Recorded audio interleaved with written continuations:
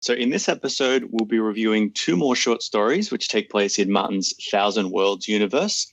They are both set in the post-interregnum period, with the major human worlds having regained contact with one another after the collapse of the Federal Empire.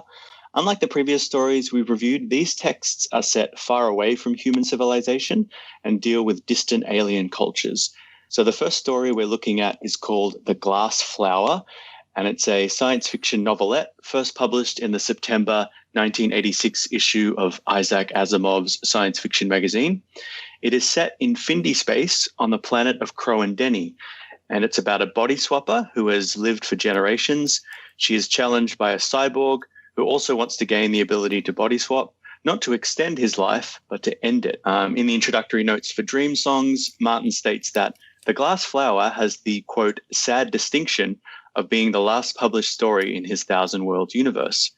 He wrote it to bring one of the touchstone names of the history, Cleronymous or Cleronamus, or however you want to say it, onto the stage.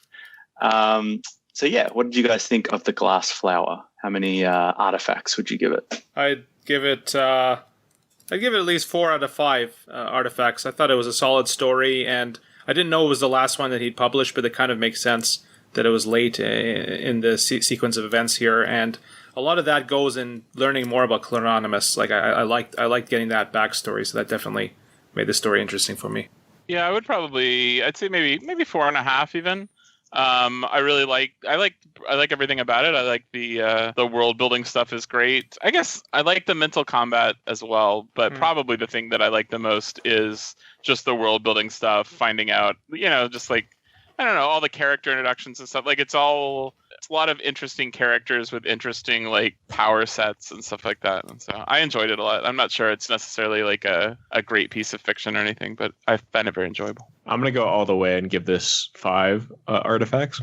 I think the premise itself was great. It was just a really engaging idea, and it built up really nicely into the actual mind game at the end. I thought the characters were interesting, and like you guys say, it filled in so much detail about the world and just the setting and everything. Like it gave me so much more context as someone who has only read a few of these stories about all of this stuff. So I really enjoyed that aspect too. And I just thought it was beautifully written. I thought it was the best written of anything that we've read for this. And like maybe like, I don't know, because it was later in the works, it felt like his writing had just developed to a more clear point of what his style was going to be. And I think you see some kind of connection between the way he writes this and the way that he writes some parts of A Song of Ice and Fire. So I definitely felt that. And I just felt that it was just on every level, I thought it was working really well. Yeah, I agree. I thought it was very imaginative, very twisty and very twisted story at times. I thought that both the characters and the ideas were really well explored and complemented each other. I love learning a bit more about the history of the Thousand Worlds, and in many ways, I think this story is almost about the universe as a whole. I also really love the way the Game of Minds was used to explore the nature of things like religion versus science, life versus death, and even whether these concepts are actually opposed to one another. I agree with you, Zach. I think the writing shows a level of skill and complexity that demonstrates Martin's maturation as a writer. I wasn't as compelled by the story as some of Martin's other works, but I thought it was very well done. So I'll give it 3.75 stars, or not stars, artifacts. Yeah, in the Game of Mind, there's no middle ground. But actually, you can see the launching point in getting into Avalon here too. Like we're writing about Cleronymous and his backstory in Avalon.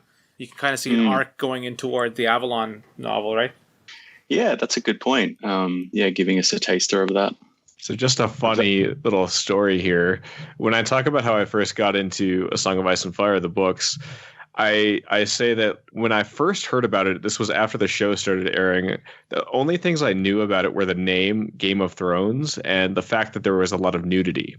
So for some reason in my brain, what I conjured was like this weird science fiction thing where it's a bunch of naked people like having this weird cerebral game where they like fight each other in that way. And that's what this story was. I was like so surprised that this like weird conception in my head of what Game of Thrones was this. But I think there might be something to that, like the idea of like a game of something, like just kind of conjures that image in my head for some reason. But yeah, like as far as there being some kind of connection with it too, this was the weird mental one I had with this. Absolutely, just different ingredients, but basically the same idea. Yeah. Here's a question based just what are your thoughts on the title, The Glass Flower, and and the flower in the story. I mean, there's that parallel to the cyborg nature and like something being preserved and artificial. So I'm curious to see what your thoughts were on that. I mean, I think it's symbolic. It's something that's eternal but synthetic. So I think it's questioning, like, both these characters have different things and maybe want different things. You know, what's better? Do you want a long life or do you want a meaningful life? Like, can life be meaningful if it's eternal, or does part of what makes something meaningful is the fact that it has to grow and then die and decay? Like, can a flower be beautiful if it's just everlasting, or is part of the beauty of a flower that it eventually dies, that its beauty is only temporary?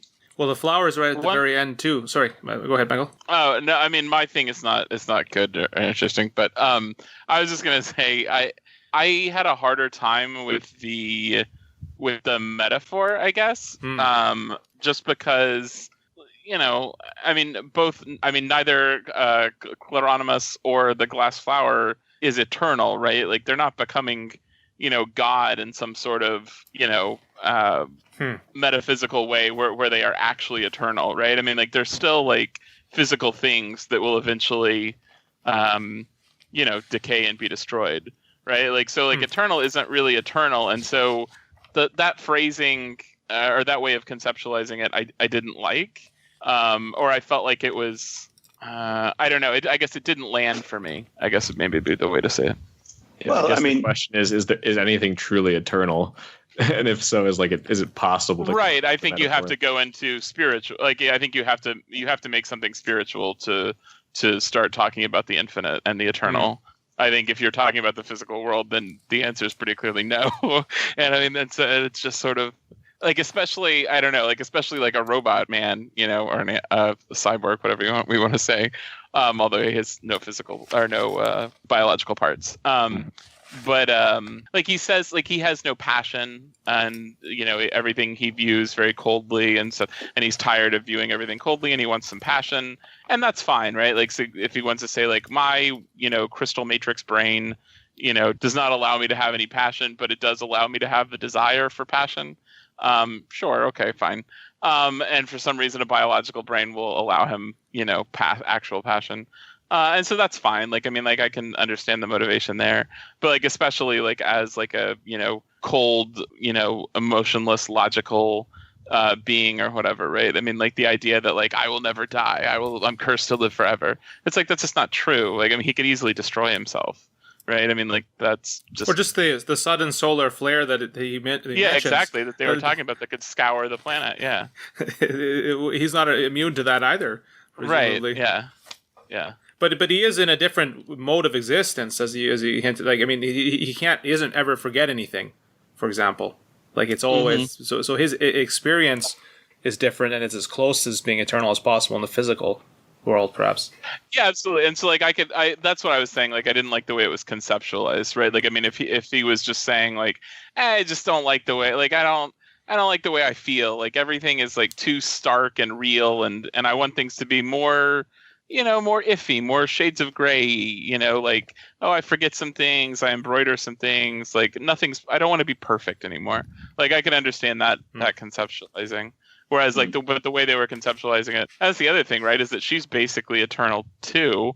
I mean, like, only as long as, you know, the machine keeps running and people keep bringing her slaves or whatever. But, you know, she's eternal too for as long as the process works.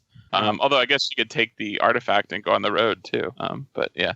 Yeah, and I guess that's different ideas of what life is. Is life a body or is it a mind? So the cyborg might have not an eternal body, but a body that can last a long time, whereas she has a mind that can move between bodies, but it gets very ambiguous about what even is the person, what is the soul, because it seems like when she moves into a new body, the residual memories or that sort of take over her memory or get mixed in, so I liked all that questioning about what is the soul. Is there a permanent sense of self, or is self just a combination of, you know, almost thought of in a mechanical sense? Is it just like raw memory or raw materials that blends with your consciousness, and it just becomes your new sense of self? Like, there's no permanent sense of self. It's just a mix of different stimulation. Well, it goes to the question of like, this cyborg that we see in the story, is that Clearonimus? Like, do you treat was that Clearonimus there, or is that what is that? Would you view him? No, I don't. I don't think so. I mean, I know she definitely did. I mean, I think she said explicitly, we are the memories, right? Like, so a perfect sketch of someone's memories is the person. And I think that, I mean, like, that falls apart so quickly just because, well, I mean, not necessarily falls apart, but it means that you have to either change your definition or accept that you could have, 50 million or 50, whatever, the number doesn't matter. You could have as many copies as you want to, and they would all be the person, and they can't all be the person, right? Like, they all have to be. And so, I've made my peace with sci-fi that likes to say that, but I don't think that. I think as soon as you copy somebody, it's not really the person anymore. Like Star Trek, they're all just dying constantly. Right. The phasing theoretical question, right? Yeah. They kind of mention that even in this story. He says, like, we're both that for this moment, and now we're going to be something else. At least, even if you accept that you can be a copy, it changes immediately. Like, it then has different experiences. Right, yeah, at the end they talk about that. Yeah. I mean, I kind of think it is Clearonimus in a way, in the same way that Cyrene is still Cyrene, even though she's moved between multiple bodies and become a different person in each body, in a way. She still has some continuity back to her original self. So in the same way, Clearonimus still has some continuity if it's in memory form, even if it's been merged with another consciousness. It's kind of still, the consciousness is still there in a way. I don't know, but again, it's hard to quantify because even really Clearonimus...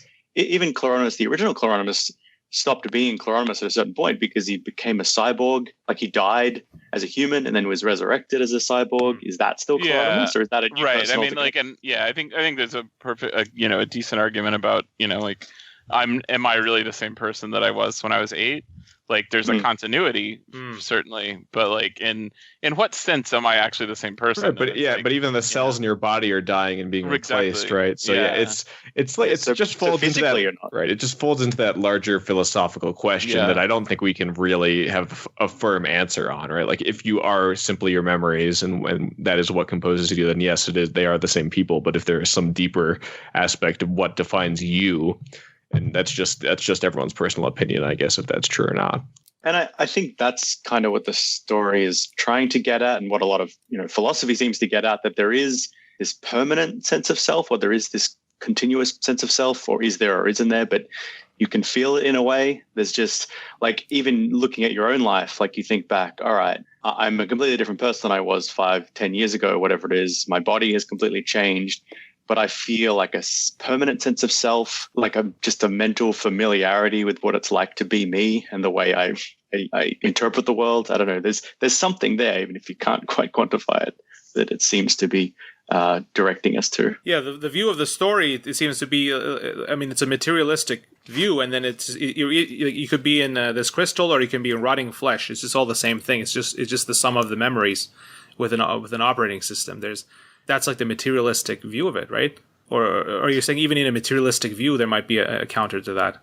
Well, I don't know if it can be explained like materialistically. I guess it could be in like a neurological way, like the development of the mind.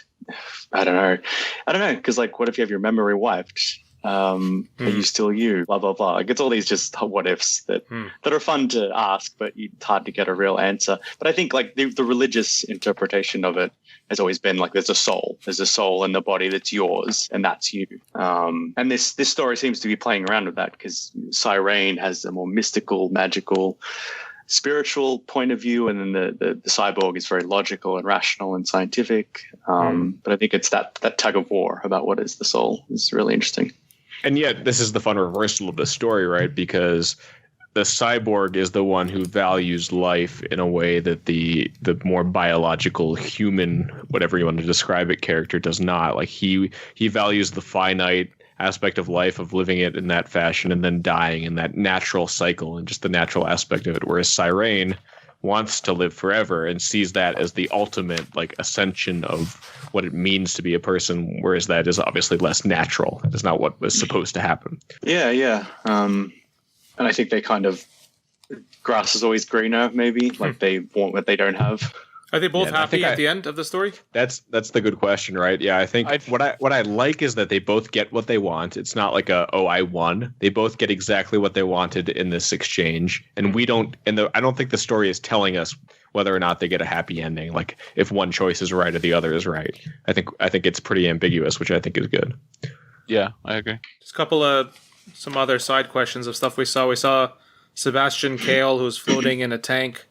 And he's named the liar. It kind of reminds you of that other one from Way of Cross and Dragon, right? Another telepath.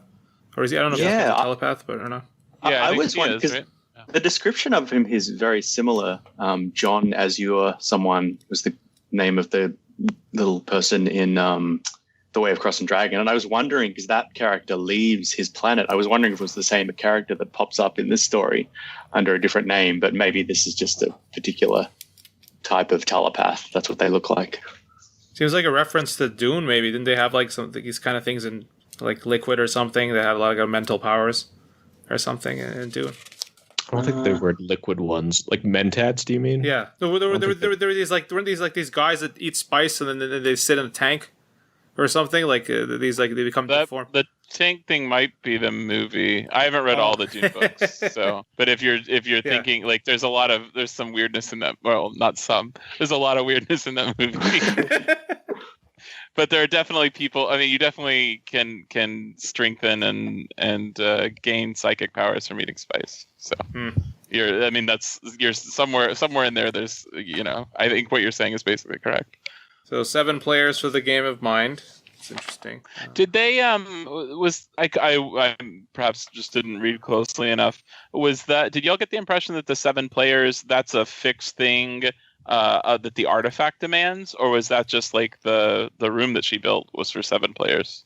I guess that's an interesting question. How much agency or control over everything does the artifact itself have? Like, does it direct this in any way? Like, I didn't get that impression personally, but I guess it is what fuels the capacity. It didn't seem like it. Yeah, it seemed like, it acknowledged, I guess to some degree, it acknowledges a master, right? I think she says that when she sits down. But other than that, I'm not sure. Perhaps that amount of possibility is all it's capable of powering, like 3 or 7 options. Right. You think, but so could it that be combination? CPU. Yeah. That combination of switches is all it's capable of. You add another person, there's too many possibilities. It makes sense if it's odd, whatever it is, right? The person who runs it, and then equal numbers otherwise. Yeah. Mm-hmm. And I assume the idea of having half of them just be prey was an addition made by Cyrene, but that wasn't how it was supposed to go. Yeah, right. I would think so too. That's what made me. I think that may have been like what made me start thinking about like, is 7 a number that's actually intrinsic to the artifact, or did she just make up 7 as being like, oh yeah, that makes sense. Okay. Well, she talks about how a lot of these people were basically taken out of jails or other bad situations, but then it's also not clear. Like it's almost like a lie they tell themselves. Like they're putting a lot of just innocent people in here, or people that didn't. Yeah, she basically says she doesn't consider herself a slave master because she gives them a chance, I guess. Even though that's clearly false. And she also says she doesn't own them, right? Like she kidnaps them, puts them through this thing, but then she lets them go. Like, it's fine. Yeah. I wonder if there's some religious significance to the number, because she refers to herself as Jesus Christ, and she has her apostles. So I wonder if the three on each side is like the Holy Trinity or something like that. Mm-hmm. Martin was playing a bit with the number 7, maybe. Like this is one example, so he's using number 7. Cyrene herself, in her current body, the description actually looks quite a bit like Dany, doesn't it?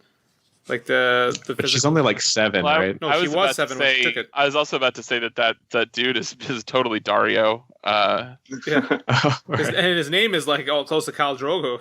Too. Yeah, yeah. But that guy got like a ton of Dario vibes off that guy. Like he's just like, oh my god, fuck off. Well, she was 7 when she was taken, but isn't she 12 or 13 now? Yeah, because she said that she was 6 months into having her period or whatever. So not the same period, but she had her first period 6 months ago. Sorry. Yeah, I liked hearing about some of the other apostles. I think we get our first appearance of a Findi. So I don't know how to pronounce it. Turkanir, a Findi mind mute. And that's kind of big because the Findi were like a big enemy of the human civilization. Yeah, and centuries ago. They fought them in the Double War. And yeah, just the description, like the vertical mouth and the skin and I think it describes the limbs as going at all the wrong angles and this horrible screaming sound. Quite unnerving. Yeah, it didn't Plus quite feel that. Yeah, like like a psychic torturer. If that didn't help either. Yeah. It didn't quite feel like the apostles did enough in the story to really merit their inclusion. They just kind of disappeared after they were introduced for the most part. They're mentioned briefly in other parts, but yeah, I think they were interesting, and the concept of this place being so like competitive and honestly Game of Thronesy, and as far as like the intrigue and trying to take control, like everyone kind of being in it for themselves, really was cool. But I didn't feel like there was much actual action on that point. Yeah, so Sarah mentions a few times like she's always ready to be betrayed by them. They're always after her spot. And in a sense, it seems like she keeps them around as a way to keep herself sharp, as well as they serve various functions for her, whether it's reading different people telepathically or torturing them or providing research about them, all that kind of thing. Yeah, we get the whole story about Claronimus. I said it from one of them. Yeah. That was cool to hear. Yeah, I always thought he had a pretty interesting backstory. That whole time period is well done. Like it's I like hearing about it. Yeah, and that's one of the more comprehensive descriptions of the interregnum that we get in any of the stories. I liked how that description is very like formal and bibliographic. But then towards the end of the story, when Cyrene inhabits Cloronus's body, her visions of her are much more like intimate and personal. Like she recalls, the words that his linguist said to him as he was dying, Tommy Chung, who I think is mentioned in 7 Times Never Kill Man. Or he remembers like the last time he made love to a woman, like these very intimate memories that aren't necessarily written in a history book, but they're like the most important things to Cloronimus.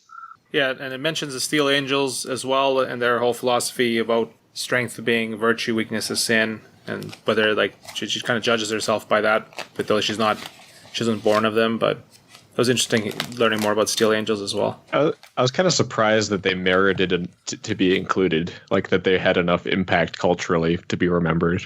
But maybe they ended up really expanding after we saw them. Well, they did during the war, right? Yeah, I think they control several planets. Okay. Something like that. Like they have somewhat of an empire. So who's this? The 8th man, the ghost who was supposed to be here, was actually some other Avalon person that just decided he wanted to put his memories into here, and then he got overwhelmed. That's essentially what he is. Yeah, it's basically like just some archivist or something. Yeah, initially, I think when I first read this, like I thought that was maybe like the original biological Cloronimus, and then it turns out no, he was actually dead, and it's just some other archivist. One thing I was going to mention is comparing it to A Song of Ice and Fire, like the ability to body swap is sort of similar to the abilities of the wargs and the skin changes and even the faceless men in that story. Yeah. So like Cyrene and Cloronimus, the character of Arya Stark sort of experiences the sensations and memories of those whose faces she steals. Also Bran Stark remarks that the longer he walks into his direwolf Summer's skin, the harder it is to recall that he is a boy and return to his human body. So again, just that merging of consciousness, and you sort of forget who you are. Yeah, you take on the memories of the body. Like the bodies are stored in the memories are stored in the body. They're part of the physical world in a weird way. Yeah, it evoked for me the House of Black and White really strongly. Of course, the idea of taking someone else's face and becoming them in a way. And I think, too, the House of the Undying, just this idea of, like, extending life in a very perverse way, that came across to me as well. So you can definitely see some of these concepts here being reinterpreted in that. Well, there's also the Varamir Six Skins, which is fresh on my mind because we actually just recorded for a podcast of Ice and Fire, the prologues of the Feast for Crows, Dance of Dragons, and in Dance of Dragons, he specifically talks about Second Life and how you can go in the animal or you take over somebody, and that's it though. You can't keep going on apparently, unless I guess that other person maybe had the same skin changing skills. But if you warged into a warg, yeah, maybe you'll be able to do that, but I don't know. Otherwise, you can't. You're stuck there. Yeah, and it's interesting because the wildlings describe skin changes as like abominations. They see them as like stealing other people's souls and losing their own souls. and you almost get a sense of why they fear them so, or why they are so revolted by them, because you see Cyrene just kind of losing who she is and subjugating the minds of others. It's quite creepy. She's a twisted character. Yes, quite. For sure. She was not the best person. Absolutely. And I don't think we're meant to really be rooting for her. Yeah.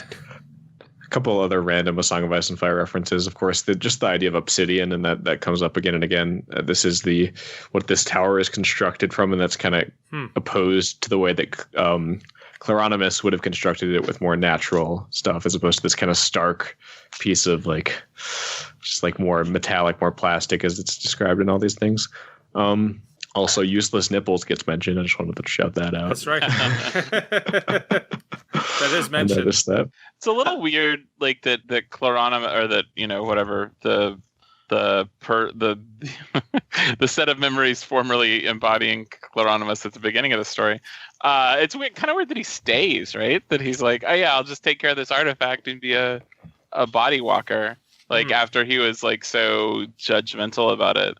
I wonder if that's saying something too, that maybe when you're all just a crystal matrix, you can see things clearly and make objective judgments. But then as soon as you're just an organic person, you rationalize everything. It depends how how is he gonna run it? Is he gonna run it the same way, or is he gonna make it you can voluntarily? I guess that's fair. You need sure. volunteers to do that. Still a little bit, I don't know, a little bit blood sporty, regardless. But yeah. Yeah, I mean, I think that's true. He might run it in a completely different way. And we also see him reorganizing the living quarters and sort of merging it into the forest. Yeah, but it's he didn't kick out the apostles, right? I mean, she was warning him against the apostles. I don't know. Obviously we don't know. But the impression I had was definitely just he's going to build a tree fort or whatever. But what's the role of the apostles really? Are they just there so they could keep prolonging their lives and keep switching eventually? Why are they still living? It's unclear how they're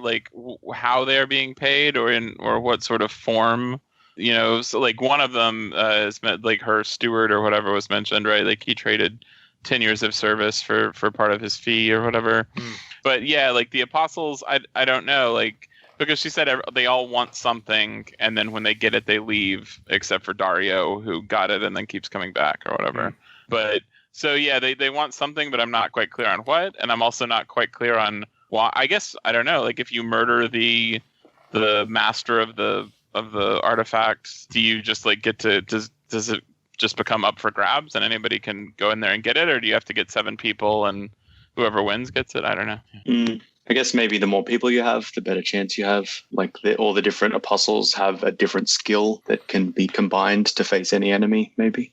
For sure. No, I think it's super valuable for anybody who's operating the artifact that she was, right? I think she had a very good system set up, right? But if you were thinking of operating it more gentle, more kindly, or more fairly, then I'm not sure that the apostles are an advantage that, I don't know, seem a little. Yeah.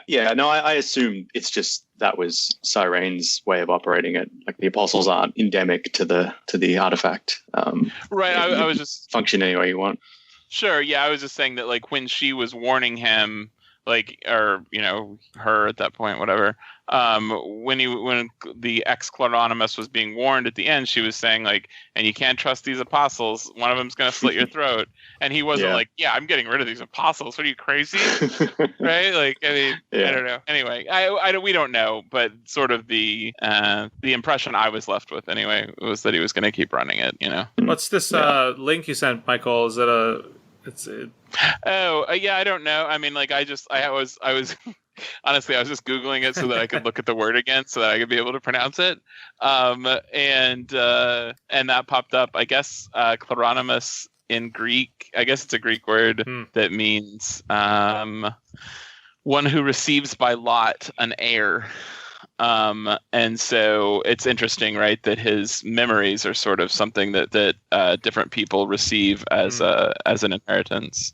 And I don't know for sure. I don't know if George meant that or not, but he does. Cleronymus essentially works that way, right? His memories are transferred from person to person, and then they are incorporated by It's interesting because Chloronimus's role in history is, in a way, a collector of memories. Like, he set out into the universe absolutely. Yes. to sort of rediscover or archive all of the knowledge that had been lost because of the interregnum, because of the war. And it was the center of human knowledge was all this collected human memory that could be protected. So in a way, it's like, what is humanity but this collection of knowledge?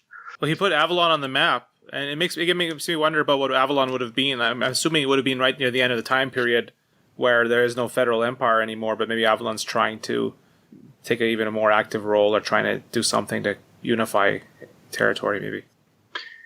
Yeah, I certainly think Avalon's like I don't know if it's replaced the Federal Empire, but it seems to have a strong system in its part of the world, in its part of the galaxy. Like it's sort of the power there. So the powers seem to be like Old Earth, I guess, or New Home. They have their power. Then there's Avalon. Then there's Prometheus, Jameson's world. They seem to be the big human worlds that govern certain parts of the galaxy. Old Earth, it seems isolationist, like they're not letting anyone go there or something. Yeah, that was interesting. Like what did he say? I can't remember if he used the word walls or a different. Yeah, but that's an interesting note. It's really unique from the way that Old Earth is conceived in this kind of like far future science fiction, where normally it's just a wasteland, but here it seems to be actually a utopia. Well, I don't know what it is really. It could be a wasteland. It's a big question mark. Could we get a character in the next story who says he went there, but he doesn't really have much to say about it. He just kind of was curious what the homeworld was, but it sounds like it wasn't that. Presumably, it seems just normal. Then it wasn't a wasteland or particularly memorable. Sure, he would have mentioned it. I guess that's a good, I think. Go ahead. A good end to get to the next story. Yeah, I think the combination of description of like the shining walls and the idea that you could actually live forever there kind of evoked that utopian feeling for me, but that could totally be false. It seems mythical. Like, it seems not unbelievable that they could do that. Although, on the other hand, if they could do that, maybe that's the reason why they would shut their doors. They're like, enough of this. We're just going to...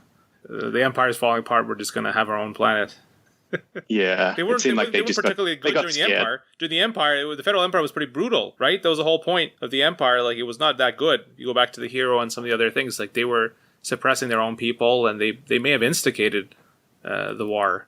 Yeah, I mean, it was basically Earth's fault that the collapse happened because they got antsy about Cobalt. I think it was Stephen Cobalt Northstar. Yeah, they thought he was amassing too much power and ordered him to return to Earth, or ordered him to step down, and they basically rebelled and attacked. I can't remember which planet. Wellington, I think. Wellington, yeah, they bombed Wellington, and the whole thing kicked off. And I think it's pretty crazy. But Cyrane, I think, mentioned like it took 10 years basically for the whole empire to collapse. Like they fought the Findi and the Harangans for 1,000 years. They won, and then in 10 years, their whole setup just collapsed. Well, the Findi, I don't know if it's mentioned in the next story. Like the Findi, they basically made a deal in the end. Like they made peace, whereas the Harangans, they bombed. They were falling apart. They also bombed them at the same time. Yeah. They conquered them. One last thing I thought was interesting was we sort of mentioned Cyrane as a fairly reprehensible point of view character. And I think that is a sign of maybe Martin's maturation, that most of his short stories have like fairly normal characters or somewhat sympathetic characters, whereas he's starting to get more into like POVs who are quite reprehensible and morally icky. One other one that jumps to mind is Sand Kings. Like the character there is pretty horrible as well. But Cyrane's another good one. Sand Kings, you can see the horror genre part of it, right? It makes it easier to have that. I guess I suppose you could have a sympathetic character that gets thrust into a horror situation. That's half of horror. But he went there. There's a ton of horror in this one too. I mean, the mind game. Right. There was some images in there. Yeah. Well, let's purge them by going on to the Stone City then, right? That's all. Perfect. Sort of. Replace them with new horror. One hell with another hell. The Stone City is bureaucratic hell.